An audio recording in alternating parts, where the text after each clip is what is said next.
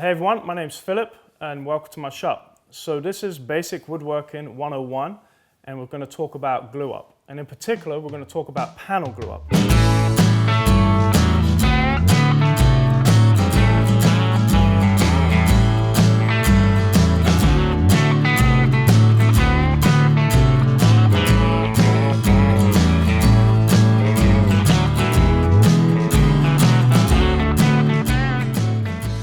First, I just want to show you guys some glues I use. Now this is not another video going through every single glue that's out there. There's many different glues, but in particular, this is kind of the batch of glues that I will use in my shop. My main go-to glue is just pretty simple. It's Titebond 1. And I will say, they come in these bottles. I get rid of these bottles or I replace the lid for one like this, and ketchup style lid works much better. Now, I'm just going to go through and talk about some of these glues here on the bench. So anytime I do any veneer work, I'm going to use Unibond 800. It comes with a hardener and a resin, and you have to mix it. It tells you everything to do on the description on the back. This works really well because it is not a water-based glue, it's an alcohol-based glue. And what that does, it doesn't introduce more moisture to the wood. For when you're doing veneering, that can be pretty tricky and awkward. It may want to make the veneers cup and just not work very well. It gives a nice rigid glue line. I've used this for 10 years. My mentors used it for probably 15 more years than me, so I know it works. Simple, this guy everyone should have in a toolkit. It's CA. I'm not going to try to pronounce that name, but it works really well. It's basically super glue. I like this guy for little repairs, and also I use this somewhat like an epoxy. If I have a little ding, a hole in a piece of furniture, I'll mix it with some sawdust. So if I had a ding in a piece of walnut, some fine walnut sawdust, and I'll use that, mix it up, and it works really well. You must be careful with this guy. You do not want to get too close to it with your eyes. You'll feel it burn in your eyes. It's pretty toxic. With most glues, that's true. All right, epoxy. Epoxy is something I rarely use, but it is a type of glue that, in a certain situation, that's the glue you want to use. So with epoxy, anytime I'm doing anything that needs a major hole to be filled, I'll use this in conjunction with aniline dye to mix it up and get the desired color that I want. All right, moving on to the Titebond glues. So like I said, these are the glues that I use mostly. Titebond 1 is my go-to glue. It's just, time tested, it works great. I will use Titebond 3, not for its waterproof abilities, because I don't really do anything outside, so I don't need to worry about that. If I'm doing some kind of cutting boards or something like that, then sure, I'm gonna use this. But what I like about it is, if I'm doing a big glue up, a lot of mortise and tenons, it gives me a longer open time, and I find that the joints slip together a little easier. Titebond 2, I think it's just water resistant. I pretty much never use this. But again, if there's a need, sure, but Titebond 1 is my main go-to. I will mention, I don't have it here, but Gorilla Glue, which I know a lot of people hate, but if you use it correctly, it works really well. And what I like about Gorilla Glue or Old Hide Glue, Old Brown Glue, I think it's called, when you're doing joints, everyone knows as soon as you get a mortise and tenon, you do that dry fit, it goes together really well. As soon as you add glue to that, it's a nightmare. You have to pull out the clamps, you have to get going pretty fast. With those type of glues, it acts almost like a lubricant. It just goes in easier than it would with just a regular Titebond 1. Okay, so now that I've introduced a few different glues I like to use in the shop, I'm going to talk about the glue that I'm going to use in this panel glue up right now. And like I said before, this is the glue I use pretty much all the time in what I do. It works really well. So it's Titebond 1, I believe it's just called the original Titebond. Now using this, there's a few things that you need to know. Usually just about as far as temperature and any prep work that you need to do. Most of it's common sense. I always will tell people, read the instructions on the back. The people that made it know best how to use it. For me, pretty much as long as my shop is room temperature, I live in Texas, so summers here can get pretty brutal, but my shop is somewhat climate controlled. So as long as it's not too hot or not too cold, it's going to work just fine. The other thing I would like to mention is when you use this glue, definitely with panel glue up, you know, the big thing for me is to not just get too crazy about clamping down and putting a lot of pressure on straight away. We all know that frustration of when your panels try to slip and slide. So I'm going to show you that too, how you just apply a little bit of pressure evenly across the boards, and before you know it, this thing starts sticking and it doesn't want to slip around as much. So I usually will leave, you know, the glue set up for about 24 hours before I try to do any mill work. You can take the clamps off as long as the joints go together well. You can take the clamps off in 30 to 45 minutes, but you do not want to put any stress on that joint. And for me, longer is better. I'm pretty much never in a rush to get through a job. And I will talk a little more as I do the glue up about a few reasons why you don't want to rush it. And certainly you don't want to sand it out and finish it and think it's going to be okay, because I can tell you from experience, it's not. As far as applicators go, there's really, there's nothing fancy. As you can see on my bench, I don't have anything except for my hands, and that's what I use. I use my finger, and it may sound really strange, but there's a technique you can use, cupping your finger, that will spread that glue perfectly, and it works every time, and hey, you know, you always have it, it's right here. So I'm going to show you that, and as far as cleanup goes, you know, there's a lot of discussion, and this is not what this video is going to be about to me, is necessarily saying this is the way you have to do it.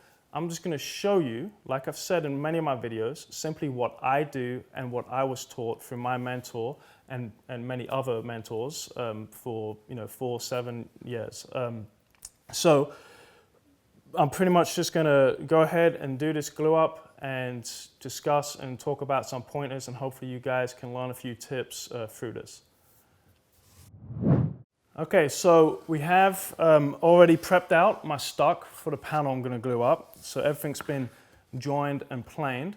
And it's like anything in woodworking, it's all about the preparation. And it's all about the mill work. If you haven't milled your boards correctly, you're just not going to get good results. So these guys have been done to save us some time. Now it's about selecting. So I'm going to go ahead, select this out. Not really necessarily care about how it looks. I mean, this is poplar, it's for a demonstration. Obviously, if this was more important, I will spend probably a lot more time flipping the boards back and forth and getting it to where it just appeals to the eye. And also, you know, where it may just look like one panel once it's done.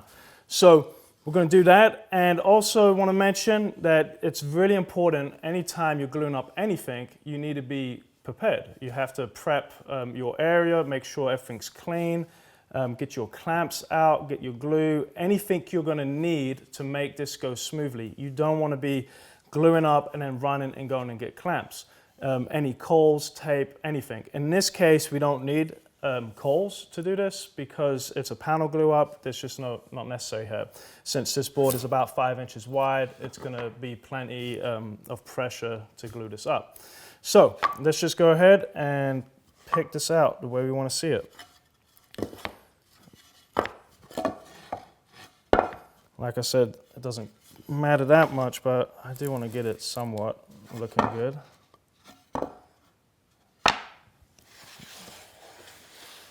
Let's see. All right, that looks pretty sweet.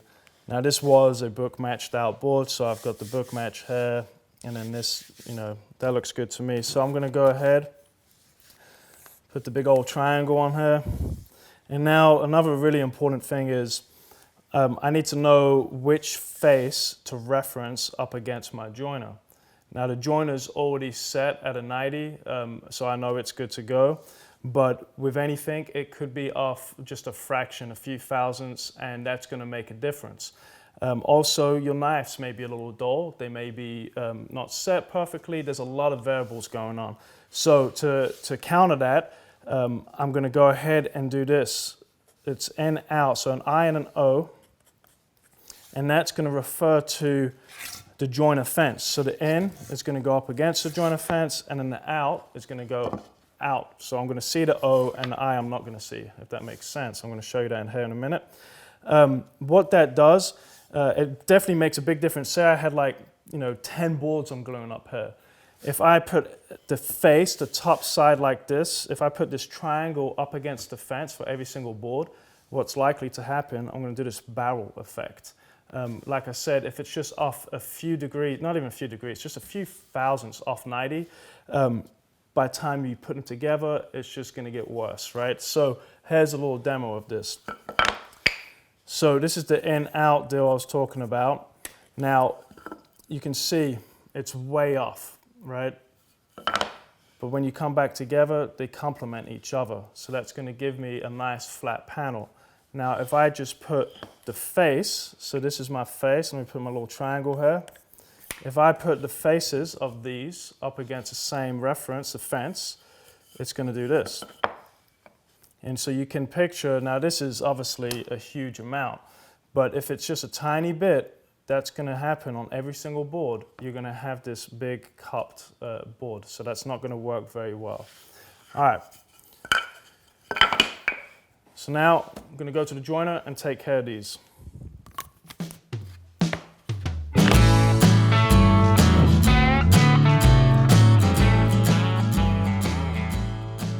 So first thing I'm going to do is I'm going to go ahead and just check my joiner, make sure the outfeed table is just right, and then I'm only taking off a small pass.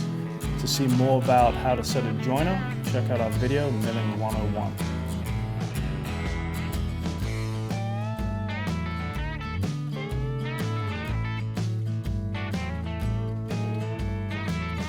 So now that I have the joiner set, and it looks pretty sweet, I'm going to go ahead and start joining the boards. So like I said, I have my in and out marks, so that's going to reference to my fence. Now I've checked my fence, make sure it's at a 90, but if it's off just a little bit, it's not going to matter, it's not going to affect my glue up. Now I will point out, doing this in-out system, which works really well, every now and then you will have to go against the grain. Now I try to avoid this as much as possible, but that's just not always possible. So if I'm going against the grain, and you can see more about me talking about that in our video, Milling 101, I just go slow. With a nice sharp joiner and just going slow across it, it works really well, no terror. Okay, so I've got the edges taken care of. Everything looks really nice. Brought it back to my bench and just double checked. So I'm good to go. But before that, I just need to make sure I get my clamps and stuff ready. So the clamps I'm going to use are these Bessie, what's the name of these? K-body style clamps, I believe. So parallel clamps. They work really well for panel glue up. There's not a whole lot of torque on these guys, so if we're doing any case glue up, any big mortise and tenons, I typically don't use these, but for panel glue up they work great. And I like to just lay it straight down on top. But before I do that, I don't want to get glue onto the bars.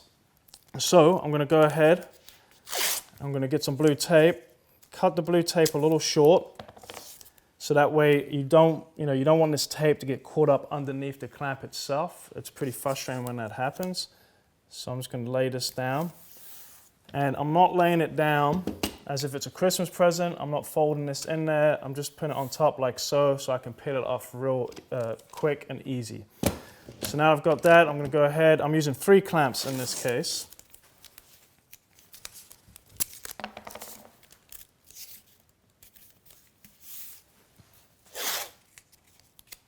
I'm cutting that tape short so it doesn't get caught up, like I said.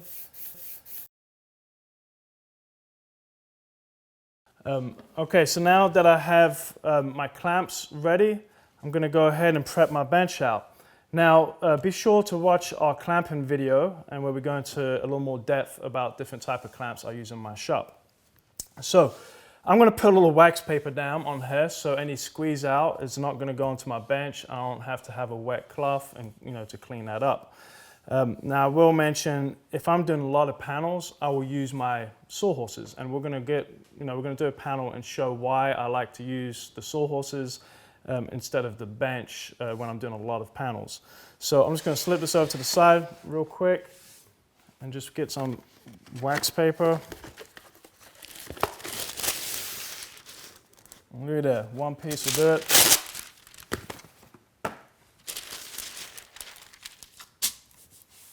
All right, so I'm just going to position my clamps. I'm going to have 2 under and then 1 above.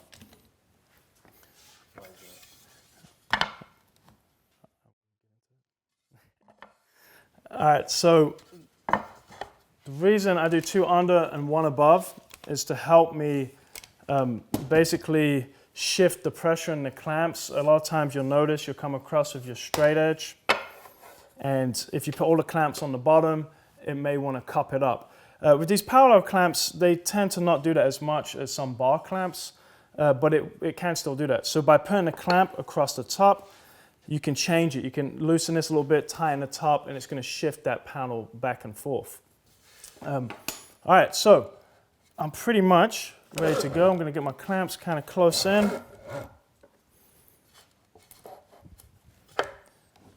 And before I start spreading glue, I'm going to make sure I have everything I need. So a little piece of scrap wood and a shim. I use a shim to scrape off the glue.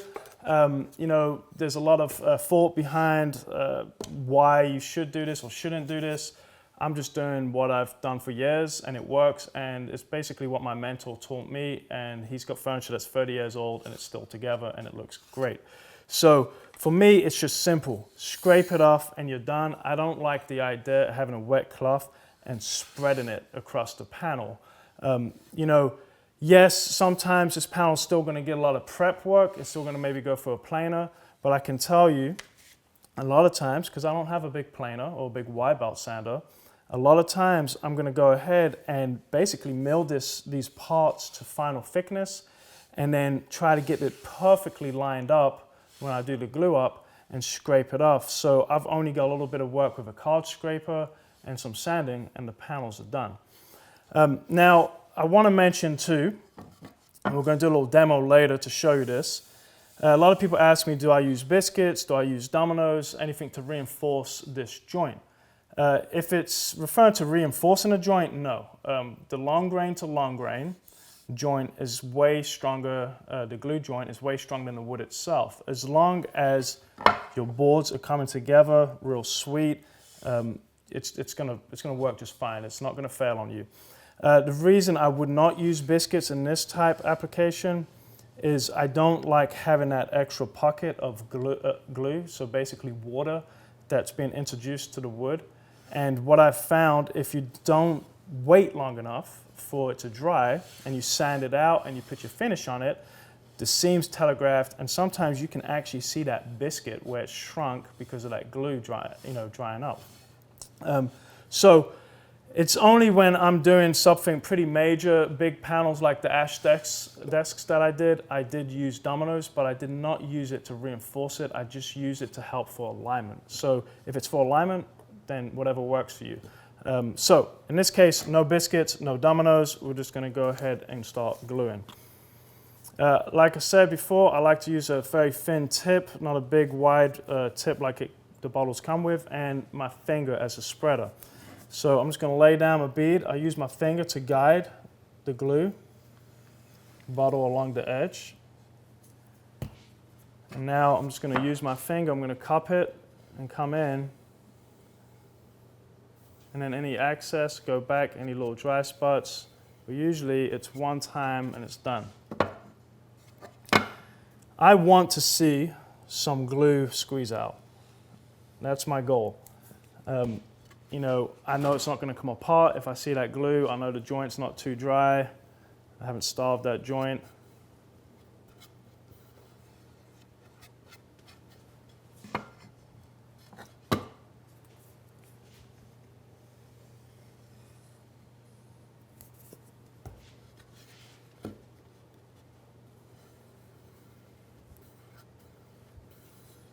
And honestly, you know, some people complain that it's messy. I mean, there's really hardly no glue on my finger, and I can just rub that together and it's going to come off. So now this guy, because it has glue on the one face, I'm just going to drop it on my wax paper on the corner and go ahead and do this.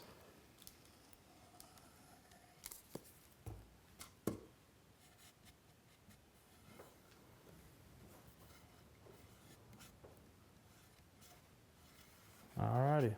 Scrape my finger, get that glue off.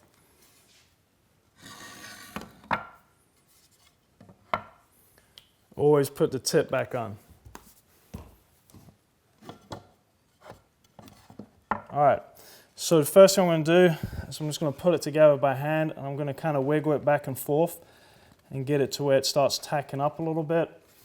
And I would say, you know, I always stress to students, I'm not in a rush to get this done. You have 30 minutes to get pressure onto it. Of course, you want to make sure you do that.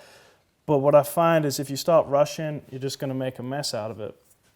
So I'm going to bring in the bottom clamp, and I'm going to just apply, pushing down to the bar. I'm just applying a little bit of pressure. If I just weld on that right away, it's just going to slip and move around on me. It's not going to work. Make sure these clamps too are 90 to the surface, or else it will start sliding around to one edge, sorry. All right, let's see. So a little bit of pressure. Now I can feel the ends. And if there's any adjustment that needs to happen, like this one needs to go down, I'm going to go ahead, I'm going to do that, apply a little bit more pressure. All right, everything's calm, it's going together real nice. A little bit more pressure. And now I'm going to scrape that off and get the next clamp on.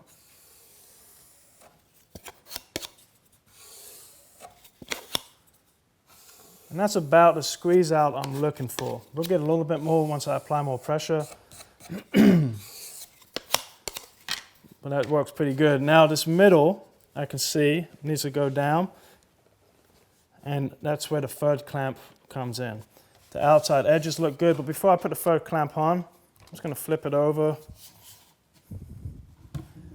I'm going to clean this up.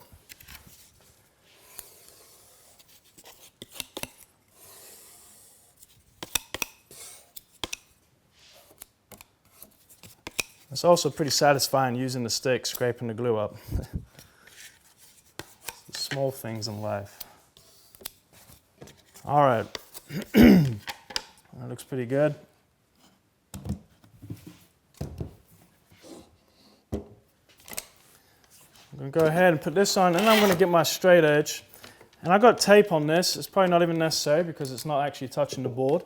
If I was doing it on my sawhorses, it would be necessary. I'm going to apply a little pressure, and then that little spot that needed to go down, I'm going to start pushing it. That feels pretty good. I could hit that up with a scraper, some sandpaper, and it'll be done. Now, as far as pressure goes, I put as much pressure on these clamps as I possibly can. So I'm just going to go ahead and do that now. Try to do it evenly, going across the clamps. But you can see, just that little time with that little bit of pressure, that glue, it's amazing. Even if I took those clamps off and try to take it apart, it is amazing how that starts drying up pretty quick. So there's no slippage, right? Nothing's moved. It hasn't been a nightmare. It worked out just fine. So now I'm going to get my straight edge and clear off some of this glue. So this is just a Sterret 12-inch. I'm going to come across and just check, and that looks good. So that looks really good. This end is a little bit, so I'm just going to ease off this a little and maybe try to put a little more pressure on this. Sometimes you may have to put a clamp next to it to try to balance that out. Maybe put a little more pressure back on it. And that just helped a little shift in that panel. All right. One last cleanup, and we're done.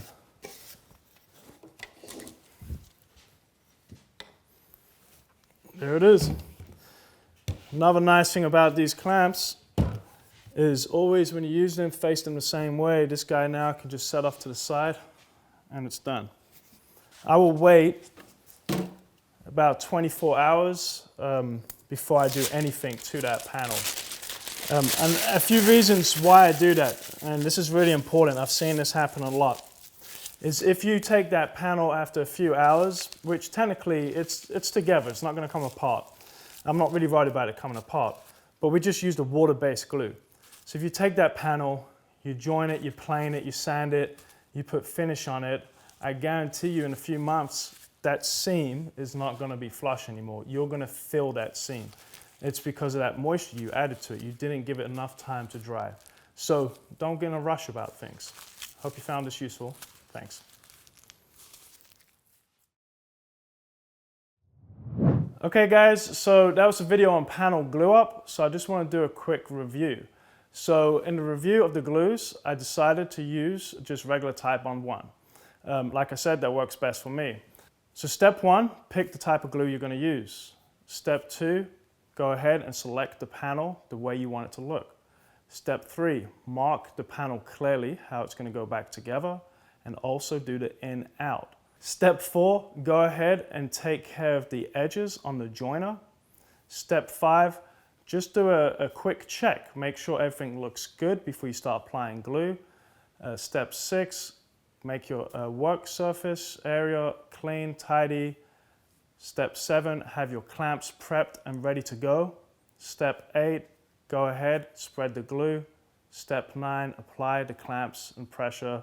And last thing last is clean up the glue. Use just a little bit of a stick to scrape the glue off. Check for flat, and there you have it. Your panels are done. Hey guys, thanks so much for watching. Really appreciate it. Please go ahead and check out some of our other videos. I hope you found them useful too. And please don't hesitate to like, share, and subscribe. And check us out on Patreon too. Have a good one, and thanks for watching. Cheers.